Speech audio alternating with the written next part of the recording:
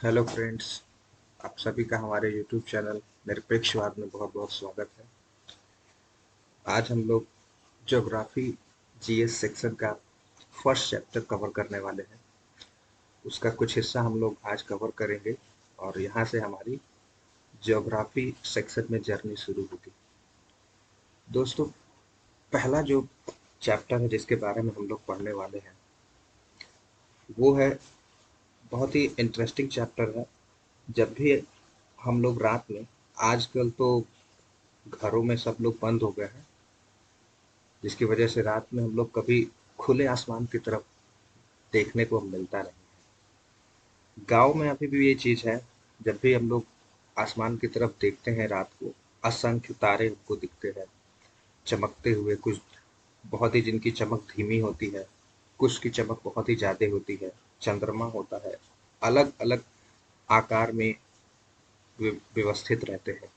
और जब भी हम लोग इस तरह की चीजें देखते हैं, हमें उनके बारे में जानने की जिज्ञासा तुरंत पैदा हो जाती है। हम लोग सोचते हैं कि क्या है ये, कैसे है, ये कैसे बने हैं, क्या होगा। तो आज हम लोग यही जानने की कोशिश करेंगे कि आखिर हमारा यूनिवर्स, जो ब्रह्मांड है, इसकी शुरुआत कैसे हुई। हालांकि दोस्तों, आज भी हमारे इस ब्रह्मांड की शुरुआत कैसे हुई, इस पे रिसर्च चल रहा है। लगातार वैज्ञानिक इस पे शोध कर रहे हैं, नई नई चीजें खोजी जा रही है। तो आज भी ये एक रिसर्च का विषय बना हुआ है।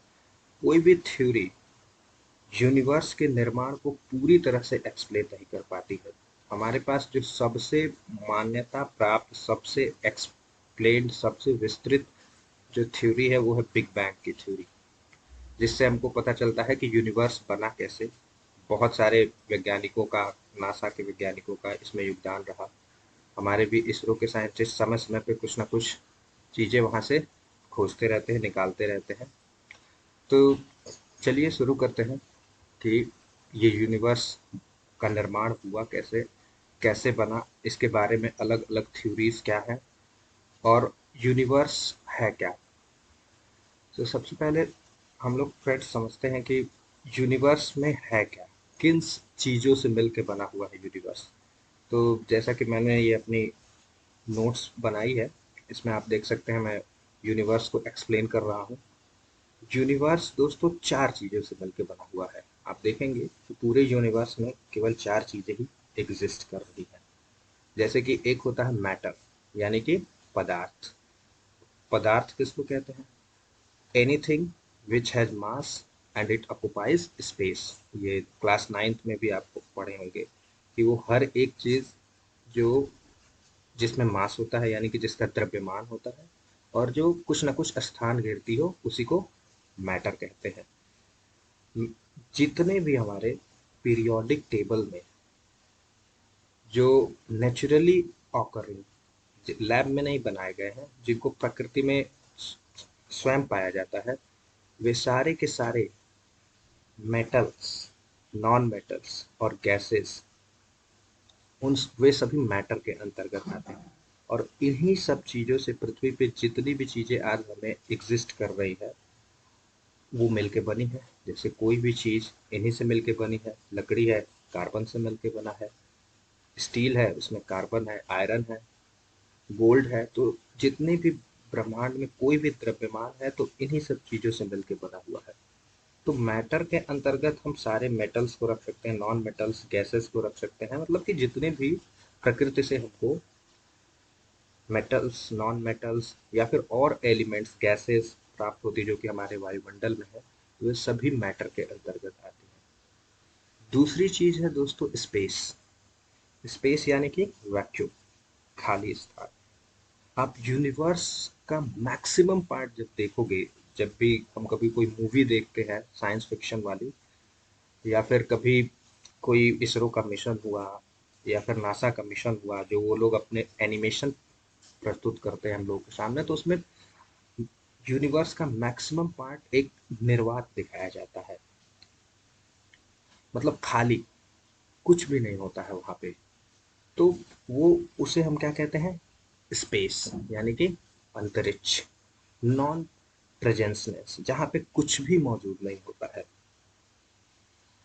ठीक। और इसी स्पेस में कहीं कहीं पे सारे मैटर्स और एनर्जी, एनर्जी यानी कि ऊर्जा, अभी ऊर्जा की हम लोग बात करेंगे इसके बाद, इसी स्पेस में, इसी अंतरिक्ष में अपना स्थान लेती है।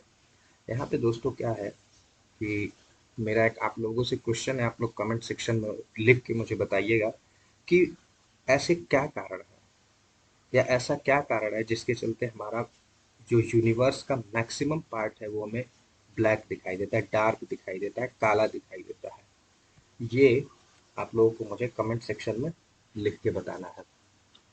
तो मैटर हो गया, वैक्यूम हो गया। तीसरा जो यूनिवर्स का पार्ट होता है जिससे यूनिवर्स का निर्माण हुआ, वो है एनर्जी। एनर्जी क्या होती है?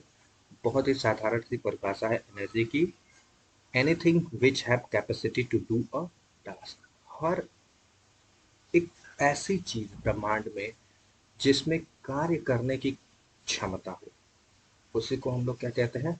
एनर्जी कहते हैं।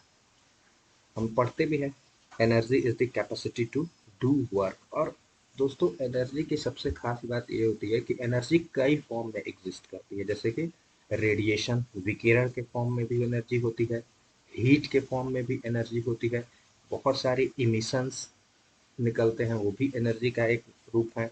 हमारी अर्थ पे तो एनर्जी को अलग अलग रिसोर्सेज से बनाया भी जाता है, जैसे कोल एनर्जी होती है, विंड एनर्जी होती है। तो एनर्जी एक ऐसा एलिमेंट है जिसके चलते किसी भी चीज में कार्य करने की क्षमता मिलती है। आइंस्टीन के अनुसार अगर देखा जाए तो आइंस्टीन ने जब अपना ये इक्वेशन, बहुत ही फेमस इक्वेशन है, E is equal to M C square, ये जब इक्वेशन दिया तो इससे ये प्रूव हो गया कि एनर्जी और मास एक दूसरे में रूपांतरित हो सकते हैं, कन्वर्टेबल है, यानी कि एनर्जी को मास में हम लोग बदल सकते हैं और मास को एनर्जी में बदल सकते हैं। तो इससे ये प्रूव हो गया कि मास और एनर्जी अलग अलग, दो अलग चीजें नहीं है, बल्कि एक ही चीज के दो अलग अलग फेजेस हैं। ठीक है, तो ये हमारा हो गया एनर्जी। तो तीसरा जो चीज था वो कंप्लीट हो गया हम लोगों का, एनर्जी, ऊर्जा। तो यूनिवर्स अब कितने चीजों से अभी तक मिलकर बना? स्पेस, वैक्यूम, मैटर यानी कि द्रव्यमान, और एनर्जी। लास्ट और जो सबसे इम्पोर्टेंट और बहुत ही इंटरेस्टिंग चीज है अपने आप में है कि चौथी जो चीज है वो है टाइम, यानी कि समय। दोस्तों ये आपको जान के बहुत ही आश्चर्य होगा कि बिग बैंग थ्योरी ये कहती है कि जब तक बिग बैंग नहीं हुआ, यानी कि इसको हम कह सकते हैं कि वो महान विस्फोट नहीं हुआ, उससे पहले समय की शुरुआत यूनिवर्स में नहीं हुई थी। तो अभी हम लोग पढ़ेंगे कि कैसे समय की शुरुआत हुई, उसके पहले क्या था क्या नहीं था, इसके बारे में अभी तक तो किसी को कुछ नहीं पता है। बट ये थ्योरी सबसे ज़्यादा एक्सप्लेन्ड है, जिसके अनुसार यूनिवर्स में समय की शुरुआत बिग बैंग यानी कि बिग एक्सप्लोजन जो हुआ उसके साथ ही हुई। तो कुल मिला के हमारा जो यूनिवर्स है is sum total of matter, space, energy and time. इन्हीं चार चीजें से मिलकर हमारा यूनिवर्स बना हुआ है। मैटर से यानी कि पदार्थ से, स्पेस यानी कि अंतरिक्ष, खाली स्थान, एनर्जी यानी कि ऊर्जा जो लगातार दिखती रहती है, कभी लाइट के फॉर्म में, कभी हीट के फॉर्म में, एमिशन के फॉर्म में, और चौथी चीज जो है जिसके बारे में थोड़ा सा अच्छा लगता है जान के, कि समय, टाइम, यानी कि हमारा समय भी अंतरिक्ष के जन्म से ही शुरू हुआ। जब हमारे यूनिवर्स का बर्थ हुआ वहीं से समय की शुरुआत होती है। उसके पहले क्या था ये किसी को नहीं पता है, साइंटिस्ट आज भी इस बात पे सोचते रहते हैं।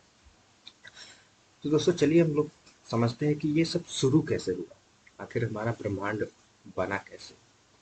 तो दोस्तों यहाँ पे क्या है, जैसे कि मैंने बताया है कि दो थ्योरीज हैं, वैसे तो और भी थ्योरीज दी गई है, बट फिलहाल दो थ्योरीज है, और उसमें से भी बिग बैंग जो थ्योरी है वो सबसे ज़्यादा मान्यता प्राप्त है। तो मोस्टली हमारा फोकस जो रहेगा वो बिग बैंग थ्योरी पे ही रहेगा, ठीक है ना। नेबुलर हाइपोथेसिस दिया गया था, ये भी एक्सप्लेन करता है कि कैसे हमारे सौर मंडल यानी कि जो हमारा पृथ्वी और 8 ग्रहों का सिस्टम है, सोलर सिस्टम है, वो कैसे बना, इसके निर्माण को बताता है। पहले थोड़ा सा हम लोग देख लेते हैं कि नेबुलर हाइपोथेसिस है क्या।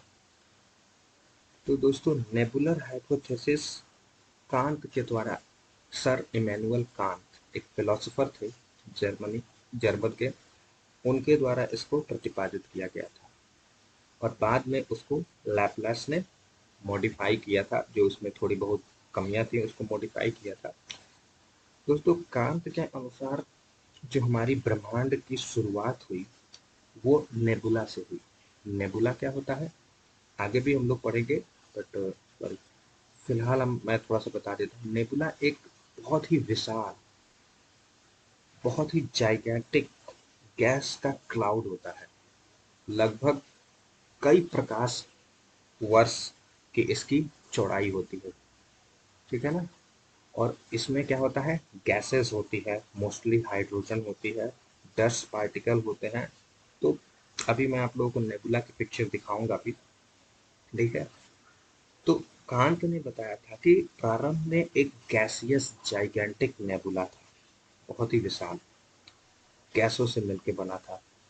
और वो नेबुला क्या हो रहा था कि अपनी जगह पे रोटेट कर रहा था, ठीक है। बहुत ही रोटेशन शुरुआत में उसकी बहुत ही हल्की थी, बहुत ही धीरे धीरे रोटेट कर रहा था।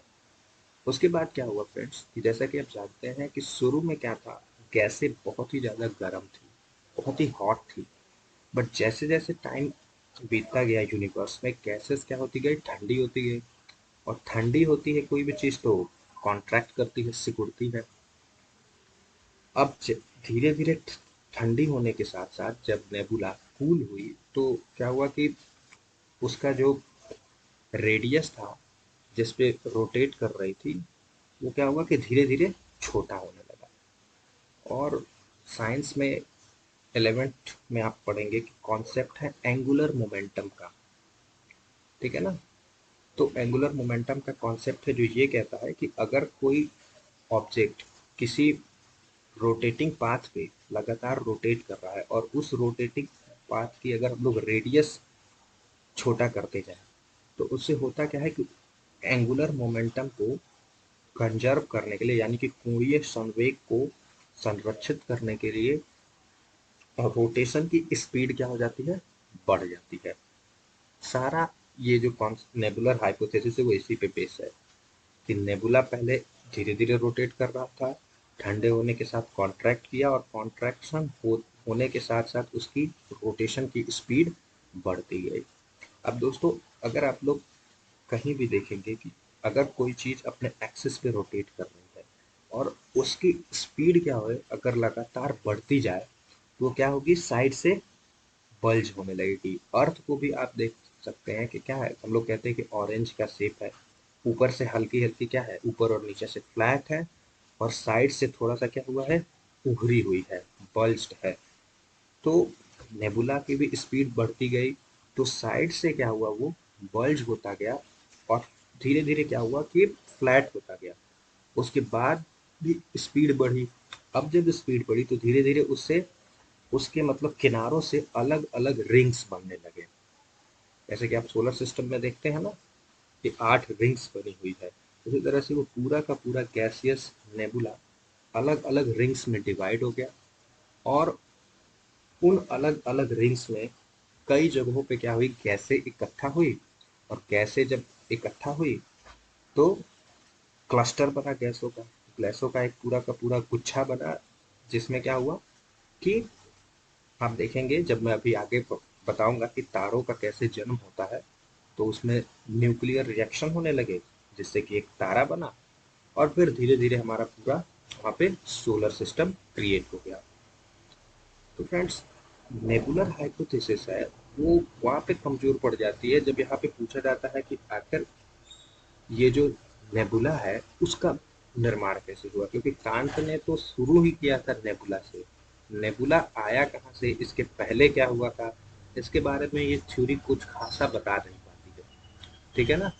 इसलिए हम इस थ्योरी को उतना विस्तृत रूप से एक्सप्लेन मानते नहीं हैं, और ये थ्योरी उतनी प्रचलित नहीं है। केवल जानकारी के लिए मैंने बता दिया।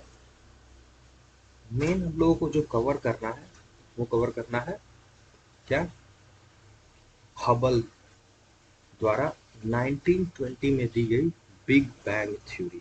बहुत ही फेमस थ्योरी है। हमेशा हम लोग जब भी यूनिवर्स की बात आती है इस थ्योरी के बारे में हम लोग को सुनने को मिलता है। तो आज हम लोग समझेंगे आखिर ये थ्योरी है क्या, और इस थ्योरी के अनुसार यूनिवर्स का जन्म कैसे हुआ।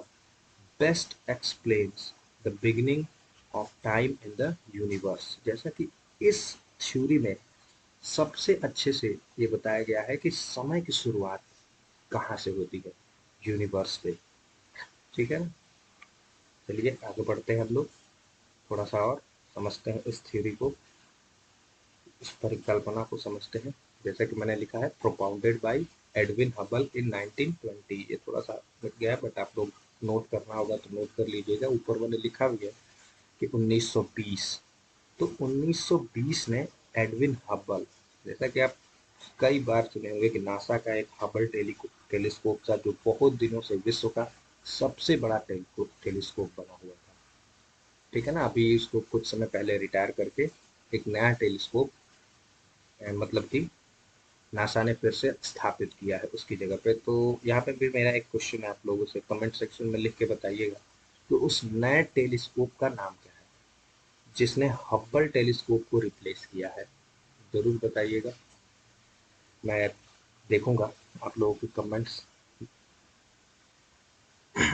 अब मेजर पॉइंट्स समझते हैं कि इस थ्योरी के मुख्य बिंदु क्या है, ये थ्योरी किन किन बातों पे एग्जिस्ट करती है। तो all starts from an extremely extremely small dense heart. यहाँ पे लिखा है प्राइमोडियल, PRIMODIAL, प्राइमोडियल। जिसको इस थ्योरी के अनुसार फ्रेंड्स ये है कि ब्रह्मांड की शुरुआत होती है एक छोटे से बिंदु से, एक छोटा सा पॉइंट जिसको हम लोग अनइमेजिनेबल साइज का कह सकते हैं कि उसकी साइज बहुत ही ज़्यादा स्मॉल थी, डेंसिटी बहुत ही ज़्यादा हाई थी, एक्सट्रीमली एक्सट्रीमली जैसा कि मैंने लिखा है। अब मतलब हम लोग की कल्पना से ज़्यादा, बहुत ही ज़्यादा डेंस थी, और वो बहुत ही ज़्यादा हॉट था, और उसको नाम दिया गया है प्राइमोडियल एटम। एटम कह सकते हैं क्योंकि एटम लाइक प्रॉपर्टी तो उसमें थी नहीं। जैसे कि एटम के अंदर क्या होता है, इलेक्ट्रॉन प्रोटॉन न्यूट्रॉन, तो ऐसा नहीं है कि उसके अंदर इलेक्ट्रॉन प्रोटॉन न्यूट्रॉन थे। वो क्या था दोस्तों कि उस छोटे से पॉइंट के अंदर हमारा पूरा का पूरा स्पेस, पूरा का पूरा मैटर, टाइम और एनर्जी उस छोटे से बिंदु के अंदर क्या थी, कंसंट्रेटेड थी। इन सब चीज़ों से वो मिलकर छोटा सा वो बिंदु बना होता है जिसको हम लोग कहते हैं पॉइंट ऑफ सिंगुलैरिटी का नाम दिया गया है। अब होता क्या है कि आज से लगभग 13.7 बिलियन ईयर्स अगो उस छोटे से पॉइंट में, जिसकी जो कि अनइमेजिनेबल साइज का था, डेंसिटी जिसकी अनइमेजिनेबली हाई थी, बहुत ही ज़्यादा हॉट था, टेम्परेचर हॉट का मतलब हर कोई भी मैटर का भी उसमें निर्माण नहीं हुआ था। ठीक है ना। कोई भी मैटर का स्टेट जो कि हम लोग अर्थ पे इस समय देखते हैं, सॉलिड लिक्विड गैस, ऐसा कोई भी फॉर्म मैटर का उसमें एग्जिस्ट नहीं करता था। हम कह सकते हैं कि प्लाज्मा स्टेट में थे। दोस्तों प्लाज्मा स्टेट मैटर का वो स्टेट होता है जिसमें मैटर अपने आयनिक फॉर्म में होता है, आयंस के रूप में होता है, एक्चुअल एग्जिस्टेंस अभी उसकी हुई नहीं होती है। ठीक है ना। तो 13.7 बिलियन ईयर्स अगो, आज से लगभग 13.7 बिलियन साल पहले, उस पॉइंट ऑफ सिंगुलैरिटी में एक बहुत ही बड़ा विस्फोट होता है। ठीक है ना। और जैसे ही उसमें विस्फोट होता है, वहीं से हमारे ब्रह्मांड में समय की शुरुआत होती है। ये बहुत ही इंटरेस्टिंग फैक्ट है कि समय की शुरुआत उस छोटे से विस्फोट के बाद से हुई है, और वहीं से हमारा समय आज तक चला आ रहा है। ठीक है ना? उसके पहले के समय में क्या था, ये कहना बहुत ही मुश्किल होगा। आज अभी तक साइंटिस्ट इस पे रिसर्च कर रहे हैं, देखिए शायद कुछ आ जाए। तो वहां से हमारे समय की शुरुआत होती है। फिर क्या होता है कि धीरे धीरे वो क्या करता है, जो बिग बैंग, जो बड़ा सा विस्फोट हुआ होता है, उसके चलते वो क्या होता है, उसमें फैलाव आता है, स्पेस का निर्माण होता है। ठीक है ना? ठीक। फिर मैटर आएगा उस पे, और फिर मैटर आ गया तो एनर्जी का भी ट्रांसफर होगा एक जगह से दूसरी जगह। सेकंड पॉइंट में लिखा है दोस्तों, according to big bang the universe is continuously expanding. मतलब कि बिग बैंग के अनुसार हमारा ब्रह्मांड लगातार एक्सपैंड कर रहा है, फैल रहा है। अब यहाँ पे दोस्तों मैंने आप थोड़ा सा एक बैलून कॉन्सेप्ट से समझाने की कोशिश की है कि कैसे हम इसको समझ सकते हैं। जैसे कि मान लीजिए कि हमारे पास एक बलून है, गुब्बारा है। ठीक है ना? अब उसमें क्या है कि ये छोटे छोटे जो मैंने पॉइंट्स यहाँ पे बनाए हैं चार, उनको मान लेते हैं कि ये क्या है, गैलेक्सीज होंगी। ठीक है ना? क्योंकि जब साइंटिस्टों को ये कैसे पता चला कि हमारा यूनिवर्स लगातार एक्सपैंड कर रहा है, हमने क्या किया, गैलेक्सीज के बीच की डिस्टेंस को मेजर किया। ठीक है ना? और जब गैलेक्सीज के बीच की डिस्टेंस को टाइम टाइम पर मेजर किया, तो ये देखा गया कि गैलेक्सीज के, दो गैलेक्सीज के बीच की डिस्टेंस क्या हो रही है, बढ़ती जा रही है। गैलेक्सीज फ्रेंड्स क्या होती है, अभी हम लोग आगे इसको समझेंगे कि गैलेक्सीज होती क्या है। ठीक है ना? तो जैसे कि ये मैंने चार पॉइंट्स यहाँ पे बनाया, और फिर मैंने दिखाया है कि आप देख सकते हैं कि जब गुब्बारा नॉर्मल अपनी स्टेज में रहता है तो ये सब बहुत ही पास पास है, बट जैसे ही हम उसमें फूंक मार के उसकी साइज को बड़ा करते हैं, दो पॉइंट्स के बीच की जो डिस्टेंस है वो भी क्या होती जाएगी, बढ़ जाएगी। ठीक है ना? आप ठीक ऐसे ही समझ सकते हैं कि जैसे ही, जब तक बिग बैंग हुआ नहीं था, सभी चीजें एक पॉइंट पे, एक पॉइंट ऑफ सिंगुलैरिटी पे कंसंट्रेटेड थी, उसी के अंदर थी। जैसे ही बिग बैंग हुआ, सारी जितने भी मैटर, स्पेस, टाइम, सबका एक्सपेंशन शुरू हो गया। ठीक है ना? हालांकि एग्जैक्टली बैलून का कॉन्सेप्ट नहीं है, क्योंकि बैलून के कॉन्सेप्ट में ये जो छोटे छोटे पॉइंट्स होते हैं वो भी एक्सपेंड करते हैं, लेकिन ब्रह्मांड में, हमारे यूनिवर्स में, अगर इनको गैलेक्सीज मान के चले हम लोग, तो गैलेक्सीज का अपने आप में एक्सपेंशन नहीं होता। एक बार जो गैलेक्सीज जितनी लंबी बन गई, वो उसी स्टेज में रहती है, उनके बीच की डिस्टेंस बढ़ती है लगातार। तो हमारा यूनिवर्स आज दिन तक क्या होता है, एक्सपैंड कर रहा है, लगातार एक्सपैंड कर रहा है। तो ये इस थ्योरी की एक सबसे बड़ा पॉइंट ये भी है कि आज तक हमारा यूनिवर्स क्या हो रहा है, फैल रहा है।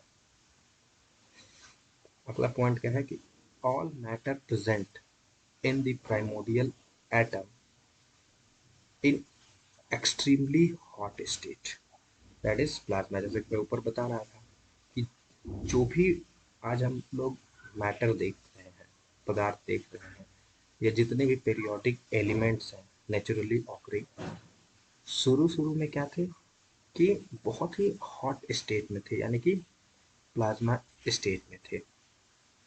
ठीक है ना? और बिग बैंग जैसे ही हुआ, मैटर्स, जैसे ही बिग बैंग हुआ और वो प्लाज्मा जो स्टेट थी, समय के साथ धीरे धीरे ठंडा होने लगी, तो उसको कहा जाता है कि मैटर्स का गैसियस फॉर्म बनना शुरू हो गया था बिग बैंग के 3 मिनट बाद से। फर्स्ट 3 मिनट में जो प्लाज्मा स्टेट थी वो धीरे धीरे गैसियस स्टेट में पहुंचने लगी। ठीक है ना? क्योंकि यूनिवर्स क्या हो रहा था, अपने निर्माण के साथ ही ठंडा भी हो रहा था, एक्सपेंशन के चलते। तो इसलिए matter starts taking shape as the universe start cooling, and all this happened in the first 3 minutes of the Big Bang। तो बिग बैंग के पहले 3 मिनट में पदार्थों का निर्माण शुरू हो गया। और किस फॉर्म में? तो सबसे पहले कौन सा फॉर्म बनेगा, कौन सी अवस्था होगी, गैसियस अवस्था। ठीक है ना।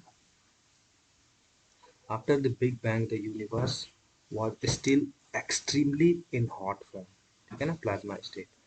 और ये जो मैं बता रहा था matter, around 3.8 lakh years since big bang, big bang की घटना घटने के लगभग 3.8 लाख साल बाद क्या होता है कि gas state of matter form, completely जो गैसियस स्टेट होता है मैटर्स के, पदार्थ के, वो बनने लगे, ठीक है ना। और फिर क्या हुआ कि ये जो गैसियस स्टेट ऑफ मैटर था उसमें एक बहुत ही विशाल, बिग, जाइगैंटिक, जो कि few lakh light year big बड़े थे, तो ये जो गैस के जो विशाल काय जो गुच्छे थे, उनकी जो चौड़ाई कह लीजिए, लंबाई कह लीजिए, वो क्या थी, लगभग कुछ लाख प्रकाश वर्ष थी। प्रकाश वर्ष मतलब कि क्या होता है, एक वर्ष में प्रकाश जितनी दूरी तय करता है हम लोग उसको एक प्रकाश वर्ष कहते हैं। तो फ्यू लाख लाइट ईयर का मतलब आप लोग समझ सकते हैं कि कितना विशाल वो गैस का गुच्छा होगा, ठीक है ना। तो यहाँ मैंने लिखा भी है, big gigantic clusters of gas cloud, पूरा का पूरा वो जो बादल जैसा जो एक संरचना बनी विशालकाय, वो क्या हुई थी, गैसों से भरी हुई थी, ठीक है ना। और इसी जाइगेंटिक क्लाउड को नाम दिए हम लोग गैलेक्टिक नेबुला। गैलेक्टिक नेबुला इसको इसलिए कहा गया है फ्रेंड्स क्योंकि ये क्या है कि इन्हीं गैलेक्टिक नेबुलाओं से, इन्हीं विशालकाय गैसियस नेबुलाओं से गैलेक्सीज का निर्माण हुआ। नासा के वैज्ञानिकों ने बताया कि यही जो big gigantic clusters of gases है उन्हीं से हमारी गैलेक्सीज बनी, ठीक है ना। और गैलेक्सीज क्या होती है, तो ह्यूज क्लस्टर ऑफ क्लाउड्स, ये भी क्या होती है। अभी मैं गैलेक्सीज की फोटो आप लोगों को दिखाता हूँ, मतलब कि जैसे इनका मिनिएचर फॉर्म, नेबुलास का थोड़ा सा छोटा स्वरूप, ये भी क्या होती है, क्लस्टर्स ऑफ क्लाउड, जो कि गैसों से भरी होती है, ठीक है ना। ये भी गैसों का एक पूरा का पूरा समूह ही होता है, ठीक है। और गैलेक्सीज फ्रेंड्स वो प्लेसेस होती है यूनिवर्स में, वो स्थान होती हैं जहाँ पे millions and trillions of stars क्या होते हैं, प्रेजेंट होते हैं। हमारे तारों का जो जन्म होता है वो गैलेक्सीज के अंदर ही होता है, ठीक है ना। तो आप कह सकते हैं कि galaxies are the birthplace of stars, ठीक है। यहाँ पे मैंने नेबुला की डेफिनेशन भी लिखी है कि huge concentration of gaseous cloud almost contain hydrogen where star takes birth, ठीक है ना। तो बहुत ही विशालकाय गैसों की क्या होती है, ये बादल होते हैं। मोस्टली इसमें कौन सी गैस पाई जाती है, तो हाइड्रोजन गैस, ठीक है ना। और यहीं पे तारों का क्या होता है, निर्माण होता है, ठीक है ना। इन्हीं से बन इन्हीं के से बनते हैं क्या, गैलेक्सीज, ठीक है ना। इन्हीं जाइगेंटिक जो क्लाउड होती है उन्हीं को तो कहते हैं गैलेक्सीज। और गैलेक्सीज के अंदर क्या बनते हैं, तारे। तो या तो हम ये कहें कि नेबुला के अंदर तारे बनते हैं, और या तो हम ये कहें कि गैलेक्सीज के अंदर तारे बनते हैं, ठीक है। अभी हम लोग फ्रेंड्स समझने वाले हैं आगे कि एक तारे का जन्म कैसे होता है, ठीक है ना। क्योंकि ब्रह्मांड में जो सोलर सिस्टम की शुरुआत होती है, हर एक सोलर सिस्टम में कम से कम एक स्टार तो होता ही है। जैसे कि हमारे सोलर सिस्टम का स्टार क्या है, सन, सूर्य। तो आखिर ये सब शुरू कैसे हुआ, स्टार बना कैसे। तो inside nebulas at various places due to gravitational forces and nuclear forces, nuclear forces friends, nucleus, जो एटम के न्यूक्लियस होते हैं जब बहुत ही एक दूसरे के क्लोज आ जाते हैं तब ये फोर्सेस एक्टिव होती है, ठीक है ना। ये दो टाइप की होती है, एक होती है स्ट्रॉन्ग न्यूक्लियर फोर्सेस और एक होती है weak nuclear forces. Nuclear forces हमको नॉर्मल लाइफ में कभी भी फील नहीं होंगी, ये हमेशा एटम्स के बीच फील होंगी। क्यों? क्योंकि न्यूक्लियर फोर्सेस तब एक्टिव होती है जब दो न्यूक्लियस के बीच की डिस्टेंस, समझ रहे हैं आप, बहुत ही ज़्यादा एक्सट्रीमली स्मॉल हो जाती है। जैसे ही वो डिस्टेंस बढ़ती है, न्यूक्लियर फोर्सेस काम करना बंद कर दिया जाती है। तो न्यूक्लियर फोर्सेस के प्रभाव को समझने के लिए हमको न्यूक्लियर डिस्टेंस पे जाना होगा, यानी कि जितनी इतनी कम दूरी पे जाना पड़ेगा जो कि एक एटम की जो रेडियस होती है उससे भी छोटी दूरी हो जाए तो न्यूक्लियस के बीच की, तब न्यूक्लियर फोर्स क्या करती है, एक्टिव होती है। ठीक है। तो नेबुलास के अंतर्गत क्या होता है, क्योंकि जब ब्रह्मांड का निर्माण हुआ, जब बिग बैंग हुआ, तो बहुत सारे मैटर्स यानी कि मासेस अनइवन रूप से क्या हुई थी, डिस्ट्रीब्यूट हुई थी, जिससे कि डेंसिटी डिफरेंस क्रिएट हो रहा था। जैसे यहाँ पे कहीं पे कुछ ज़्यादा हो, मास कंसंट्रेटेड है, कहीं पे कम है, कहीं पे ज़्यादा है। तो क्या हुआ कि जब मासेस डिफरेंट होती हैं तो उनके बीच ग्रेविटेशनल फोर्स भी वैरी करता है। तो इसी ग्रेविटेशनल फोर्स यानी कि गुरुत्वाकर्षण बल और न्यूक्लियर फोर्स के चलते क्या हुआ कि जो गैसेस हैं वे धीरे धीरे एक दूसरे के पास आने लगी। नेबुलाज में कई ऐसी जगह थी जहाँ पे गैसों का कॉन्सेंट्रेशन ज़्यादा था, और वहाँ पे क्या हुआ कि गुरुत्वाकर्षण बल और न्यूक्लियर बल के चलते गैसें क्या होने लगी, एक दूसरे के पास आने लगी। ठीक है ना। और मैं बताया था कि कौन सी गैसेस थी, तो हाइड्रोजन। तो हाइड्रोजन क्या होने लगा, अलग अलग स्थानों पे एक्यूमुलेट होने लगा, इकट्ठा होने लगा। ठीक है। जिससे कि क्या हुआ कि हाइड्रोजन गैस का एक पूरा का पूरा बंडल बनने लगा। ठीक है ना। ह्यूज कंसंट्रेशन, बहुत ही विशाल हाइड्रोजन गैसेस के गुच्छे बनने लगे। इनसाइड दिस लंप, लंप मतलब कंसंट्रेशन किसी भी चीज के जब एक भीड़ की तरह, एक क्राउड की तरह इकट्ठा होती है, बहुत ही क्लोज आ जाती है, तो इसको हम लोग क्या कहते हैं, लंप कहते हैं। लंप मतलब किसी चीज का गुच्छा। तो समझ लीजिए कि हाइड्रोजन गैसेस का पूरा वो लंप बनने लगा। ठीक है। और गैसें जब बहुत पास आ गई, इतनी पास कि उनके एटम्स एक दूसरे के अंदर प्रवेश करने लगे, तो वहां पे क्या हो गया कि न्यूक्लियर रिएक्शंस शुरू हो गए। ठीक है ना। और कौन सा न्यूक्लियर रिएक्शन शुरू हुआ, तो फ्यूजन, नाभिकीय संलयन, नाभिकीय संलयन की अभिक्रिया शुरू हो गई। नाभिकीय संलयन क्या होता है, इसमें दो परमाणुओं के नाभिक आपस में मिक्स होते हैं, जिससे कि कुछ एनर्जी और मास का लॉस होता है। तो जब भी एक न्यूक्लियर रिएक्शन, फ्यूजन रिएक्शन होती है, तो दो हल्के नाभिक मिलके एक बड़े भारी नाभिक वाले एटम का निर्माण करते हैं, और उस पूरी की पूरी प्रक्रिया में बहुत सारी एनर्जी रिलीज होती है। तो हम लोगों ने न्यूक्लियर रिएक्शन पढ़ा भी होगा कि जब हाइड्रोजन हाइड्रोजन मिलते हैं तो कौन सा एटम बनता है, हीलियम एटम बनता है, और जिसके कारण हाई अमाउंट में एनर्जी निकलती है रेडिएशन के फॉर्म में, यानी कि लाइट, और हीट यानी कि ऊष्मा के फॉर्म में। और यही तो क्या होता है, स्टार होता है। ठीक ना।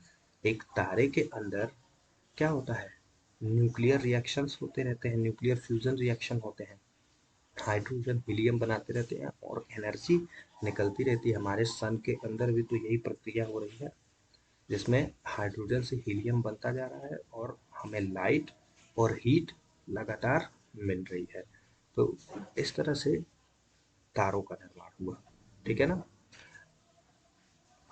The first star formed with in around first billion year of big bang. Big bang के शुरुआत की 1 साल, 1 बिलियन ईयर के अंदर अंदर ही पहले तारे का ब्रह्मांड में निर्माण हुआ था। तो ये आप नोट कर सकते हैं। ठीक है ना। Inside the star nuclear reaction taking place. ठीक है। Forming all the elements. यहाँ पे ध्यान देना है दोस्तों कि जितने भी एलिमेंट्स हैं हमारे पीरियोडिक टेबल में, आयरन तक, ठीक है ना, उन सब का निर्माण इन्हीं न्यूक्लियर रिएक्शंस जो कि तारों के अंदर हो रहे हैं उनसे ही हुआ है। ठीक है ना? जैसे हाइड्रोजन की बनी हुई नेबुला जब पास आई तो हाइड्रोजन मिलके क्या बना? हीलियम। फिर हीलियम किस में चेंज हो जाता है? कार्बन। फिर कार्बन से और कोई एटम बनेगा, फिर न्यूक्लियर रिएक्शन होंगे तो उससे और ऐसे करते करते पीरियोडिक टेबल में क्रमवार रूप से आयरन तक जितने भी एलिमेंट हैं उन सब का निर्माण अलग अलग फ्यूजन रिएक्शन के चलते हो गया। ठीक है ना? तो ऐसे हमारे एलिमेंट्स बनने शुरू हुए। पीरियोडिक टेबल में जितने भी एलिमेंट्स हैं आयरन तक तो इन्हीं अलग अलग संलयन अभिक्रियाओं के चलते मैटर्स का निर्माण हुआ। अब आप पूछेंगे कि ठीक है आयरन तक तो हो गया, बाकी आयरन के बाद वाले एलिमेंट्स कहाँ से आए? तो उसका आंसर नीचे है यहाँ पे, स्टार। ठीक है ना? तो स्टार ही यानी कि तारे ही पृथ्वी पे जितने प्रकार के एलिमेंट्स पाए जाते हैं उनके क्या है? जनक है। ठीक है ना? अब होता क्या है कि जैसे जब एक तारा जन्म लेता है, ठीक है, तो उसकी एक पूरी की पूरी लाइफ साइकिल होती है और उस लाइफ साइकिल को कंप्लीट करने के बाद तारा क्या होता है? डेथ हो जाती है तारे की। तारे डेथ हो जाती है यानी कि मर जाते हैं। एंड मरने का मतलब क्या होता है वहां पे? होता क्या है कि तारा को लाइफ साइकिल में होता क्या है तारे की लाइफ साइकिल में कि पूरी की पूरी अपनी लाइफ को क्या करता है? फ्यूजन रिएक्शन उसमें चलते रहते हैं जिसके चलते उससे एनर्जी और हीट निकलती रहती है।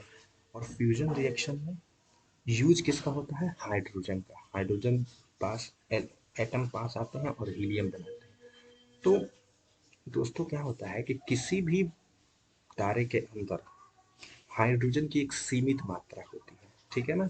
ऐसा नहीं है कि इनफाइनाइट काल तक, हालांकि बहुत लंबे समय तक एक तारे का जीवन होता है, मिलियंस ऑफ ईयर्स एक तारा जन्म लेने के बाद रहता है। और उस जैसे ही तारे के अंदर के सारे हाइड्रोजन खत्म हो जाते हैं, ठीक, तो न्यूक्लियर रिएक्शन तो होने से रहा। ठीक है ना? सारा का सारा हाइड्रोजन किस में बदल गया? हीलियम में बदल गया। और हीलियम में बदलने के बाद, ठीक है, फिर हीलियम धीरे धीरे कार्बन में बदलने लगेगा। उसके बाद ये रिएक्शन क्या हो जाती है? धीरे धीरे रुक जाती है। ठीक है ना? और जैसे ही रुक जाती है तो तारा क्या होता है? कोलैप्स कर जाता है। ठीक है ना? फ्रेंड्स इसमें होता क्या है कि जब नेबुला में हाइड्रोजन गैस एक दूसरे के बहुत करीब आते हैं, इकट्ठा होते हैं, कंसंट्रेट होते हैं, ठीक है ना? तो कंसंट्रेट होने के साथ साथ अगर उनके कंसंट्रेशन को ना रोका जाए तो वो हाइड्रोजन के एटम एक दूसरे के इतने पास आ जाएंगे कि एक हाइड्रोजन का एटम दूसरे हाइड्रोजन के एटम के न्यूक्लियस में प्रवेश कर जाएगा। ठीक है ना? जिससे कि पूरा का पूरा न्यूक्लियस ही विस्फोट हो जाएगा। ठीक है? जिससे कि एटम के अस्तित्व ही खत्म हो जाएगा। बट ऐसा नहीं होता है। एक प्लेस पे आने के साथ ही जैसे ही न्यूक्लियर रिएक्शन शुरू होती है तो न्यूक्लियर रिएक्शन के चलते क्या होता है कि एनर्जी बाहर की तरफ निकलती है उस तारे से। ठीक है? और जब एनर्जी बाहर की तरफ निकलती है तो बाहर ये क्या करती है? प्रेशर जनरेट करती है। ठीक है ना? बाहर की तरफ। ठीक। जो अंदर की तरफ जो ग्रेविटेशनल फोर्स के चलते जो प्रेशर जनरेट हो रहा होता है उसको क्या कर देती है? बैलेंस कर देती है। और जिससे कि तारे की एग्जिस्टेंस बनी रहती है। अब जैसे ही ये क्या होता है कि न्यूक्लियर रिएक्शन स्टॉप होती है, अब वो फोर्स बैलेंस करने के लिए होती नहीं है। तो होती नहीं है तो पूरा का पूरा तारा क्या हो जाएगा? कोलैप्स कर जाता है। ठीक है ना? ढह जाता है। और ढहने के साथ साथ फिर क्या होता है कि तारे का अंत हो जाता है। उसमें एक बहुत ही बड़ा एक्सप्लोजन होता है, बिग एक्सप्लोजन होता है। क्योंकि तारा क्या हो जाता है? जैसे ही उसके सारे के सारे हाइड्रोजन फ्यूल कह सकते हैं, क्योंकि फ्यूल का ही काम कर रहा है हाइड्रोजन उसमें, वो खत्म होता है तो तारे का आकार बहुत ही विशालकाय हो जाता है। अगले वीडियो में जब मैं बताऊंगा कि मतलब तारे की डेथ कैसे होती है तो ये भी आपको समझाऊंगा कि आखिरकार वो आकार बड़ा क्यों होता है। ठीक है? और फिर उसमें क्या होता है कि विस्फोट हो जाता है। और इस विस्फोट को फ्रेंड्स हम लोग कहते हैं सुपरनोवा एक्सप्लोजन। ठीक है ना? ये इंग्लिश में ही ऐसे नाम है, इसका हिंदी में तो ऐसा कोई नाम मुझे मिला नहीं। आप लोगों को मिलेगा तो बताइएगा। इसको क्या कहते हैं, इस बहुत बड़े एक्सप्लोजन को क्या कहते हैं हम लोग, सुपरनोवा एक्सप्लोजन कहते हैं। ठीक है। और इस सुपरनोवा एक्सप्लोजन के बाद क्या होता है कि जो ऊपर अभी हम लोग कह रहे थे ना कि बाकी सारे एलिमेंट्स क्या है, कहाँ से आए, तो ये क्या होता है, ये जो एक्सप्लोजन होता है सुपरनोवा एक्सप्लोजन, ठीक है ना, तो जैसे कि तारा क्या होता है, ब्रस्ट करेगा। ठीक है। तो जो बची हुई गैसेस हैं और उसमें बहुत सारे जो एलिमेंट्स बने हैं वो भी क्या होंगे, गैसियस फॉर्म में हमको क्या हो जाएंगे, बिखरे हुए मिलेंगे। और बहुत ही क्या होते हैं, हॉट स्टेट में होंगे। और हॉट स्टेट में होने के चलते वहां पे फिर से एक क्लाउड लाइक संरचना बन जाएगी, जिसको हम लोग क्या कहते हैं, स्टेलर नेबुला। ठीक है। तो स्टार होता है, स्टार जब डेथ होती है जब स्टार की, तो उसमें क्या होता है, सुपरनोवा एक्सप्लोजन होता है। ठीक है ना। और उस एक्सप्लोजन के चलते क्या होता है कि फिर से क्लाउड लाइक संरचना बनती है, जिसको हम लोग क्या कहते हैं, स्टेलर नेबुला। ये वो नेबुला नहीं है, गैलेक्टिक नेबुला से बहुत ही छोटी होती है। ठीक है ना। और इसी को हम लोग क्या कहते हैं, स्टेलर नेबुला। और इस स्टेलर नेबुला में फ्रेंड्स, जैसा कि मैंने बताया था कि जब तारा जीवित रहता है तो अलग अलग तरह के न्यूक्लियर रिएक्शन के चलते बहुत सारे एटम्स का निर्माण होता रहता है। ठीक है। तो जब तारा डाई होता है और उसमें बहुत ही बड़ा विस्फोट होता है, तो स्टेलर नेबुला का निर्माण होता है। और इसी स्टेलर नेबुला में धीरे धीरे हमारे सारे एलिमेंट्स मौजूद होते हैं। ठीक है ना। तो सुपरनोवा एक्सप्लोजन के चलते ही और जितने भी आयरन के बाद नेचुरली ऑकरिंग एलिमेंट है उनका निर्माण हो जाता है। ठीक है ना। अलग अलग न्यूक्लियर रिएक्शन के चलते सारे के सारे एलिमेंट्स बन जाते हैं। ठीक। और यह जो स्टेलर नेबुला होती है, इसी से हमारे सन और सोलर सिस्टम का निर्माण होता है, जैसा कि हमारा सोलर सिस्टम है जिसका स्टार क्या है, सूर्य है। तो फ्रेंड्स आज की वीडियो हम लोग यहीं तक लेके चलते ना, वीडियो का लेंथ काफ़ी लंबा हो जाएगा। आगे हम लोग अभी आपको अगले सेगमेंट में लेके आएंगे कि स्टार की डेथ कैसी होती है, जो थोड़ी बहुत कंफ्यूजन है ना, उस वो भी खत्म हो जाएगी। फिर भी आपका जो भी कंफ्यूजन होगा उसको कमेंट बॉक्स में आप लोग लिख के मुझे बताएंगे कि कहाँ कहाँ दिक्कत आ रही है, जैसे कि मैं अगले वीडियो में जब लेके आऊँगा तो पहले उनको एक्सप्लेन कर दूंगा।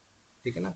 जाने से पहले फ्रेंड्स हम लोग देख लेते हैं कुछ फोटोज़ हैं, जैसे कि ये है गैलेक्सी की फोटो। ठीक है ना, देख रहे हैं ना, बहुत ही सारे छोटे छोटे असंख्य तारे इसमें मौजूद है। अलग अलग जगहों पे क्या है, ये जो ब्राइटनेस जिन जिन जगहों पे क्या है, ये ब्राइटनेस आप देख रहे हैं, वहां पे क्या हो रहा है, तारों का निर्माण हो रहा है। यहाँ पे हो सकता है कि एक अलग टाइप का सोलर सिस्टम बना हो। ये तो आपको पता ही होगा कि एक गैलेक्सी में एक से ज़्यादा सोलर सिस्टम होते हैं। ठीक है ना। हमारी गैलेक्सी का क्या नाम है, मिल्की वे, जिसमें हमारा सोलर सिस्टम है। ऐसा थोड़ी है कि उस गैलेक्सी में केवल हमारा ही सोलर सिस्टम है, और भी सोलर सिस्टम है जहाँ तक हम लोग अभी पहुँच ही नहीं पाए हैं। ठीक है ना। तो ये बहुत ही एक रहस्यमय टॉपिक है, यूनिवर्स। क्योंकि यूनिवर्स को एक्सप्लोर करना अभी तक ह्यूमन में वो कैपेसिटी नहीं आई है कि पूरा का पूरा यूनिवर्स हम लोग एक्सप्लोर कर रहे हैं। अभी तो हम लोग अपनी पूरी की पूरी गैलेक्सी को नहीं समझ पाए हैं। सोचिए, ब्रह्मांड में बहुत सारी गैलेक्सीज ऐसी हैं। ठीक है ना। तो ये देख रहे हैं, गैसियस क्लाउड का बहुत ही बड़ा जो ये क्लस्टर बना हुआ है। ठीक है ना। इसी को मैं कह रहा था कि गैसियस पूरी की पूरी ये गैसेस है केवल। ठीक है। तो ये हमारी गैलेक्सी है, ये है फ्रेंड नेबुला। ठीक है ना। ये जो मैं कह रहा था, बिग जाइगेंटिक जो नेबुला है, जो गैसेस का पूरा बहुत ही विशालकाय गुच्छा है, जो फ्यू लाख लाइट ईयर्स क्या होते हैं, बड़े होते हैं। ठीक। तो ये हमारे क्या है, नेबुला देख सकते हैं यहाँ पे बहुत सारे स्टार्स भी प्रेजेंट है। एकदम न्यूली बॉर्न स्टार है ये सब, जिनका अभी अभी जन्म हुआ है। ठीक है ना। तो नेबुला ऐसा दिखता है। ये सारी फोटो नासा द्वारा ली गई है। ठीक है, ये भी नेबुला की ही फोटो है, देख सकते हैं उसके अंदर कैसे गैसों से ही पूरा का पूरा मिलके बना हुआ है। ठीक है, ये जो मैंने बताया था बिग बैंग थ्योरी, ये पूरा का पूरा ये जो फिगर है बिग बैंग थ्योरी को एक्सप्लेन कर रहा है। ये है पॉइंट ऑफ सिंगुलैरिटी। ठीक है, यहाँ पे क्या होता है, बिग बैंग होता है और फिर धीरे धीरे हमारा यूनिवर्स जो है ऐसे करके क्या कर रहा है, एक्सपेंड कर रहा है समय के साथ। ठीक है ना, देख सकते हैं आप लोग पूरा का पूरा एक्सपेंड होते होते होते होते होते होते ये जो प्रेजेंट फॉर्म है, आज का मौजूदा जो यूनिवर्स है, जिसमें हम केवल अपनी गैलेक्सीज को अभी तक सही से नहीं डिस्कवर कर पाए, उसी में घूम रहे हैं, वो कुछ ऐसा दिखता है। ठीक है ना, तो इस पिक्चर से आप समझ सकते हैं कि कैसे बिग बैंग थ्योरी यूनिवर्स के निर्माण को बतलाती है। तो इसी के साथ दोस्तों हमारा ये पहला सेशन, हमारा पहला सेगमेंट ज्योग्राफी का खत्म होता है। हमारे यूट्यूब चैनल से जुड़ने के लिए आपका बहुत बहुत धन्यवाद। प्लीज़ इसको लाइक कीजिएगा, सब्सक्राइब कर लीजिएगा चैनल को और अपने आसपास के लोगों में शेयर करिएगा। थैंक यू, अगले वीडियो में मिलते हैं।